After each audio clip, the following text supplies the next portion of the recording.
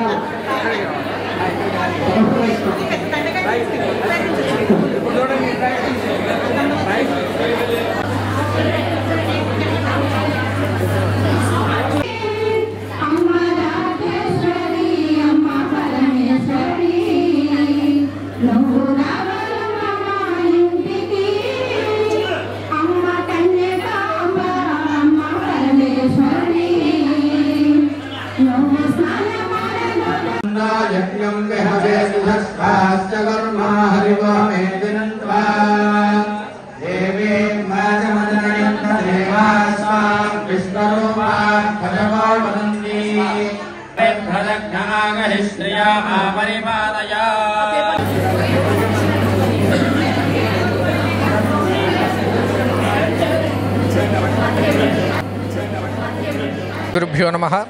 Yeah దేవీ సర్వభూతేషు మాతృరూపేణ సంస్థిత నమస్తస్యై నమస్తస్యై నమస్తస్యై నమో నమః.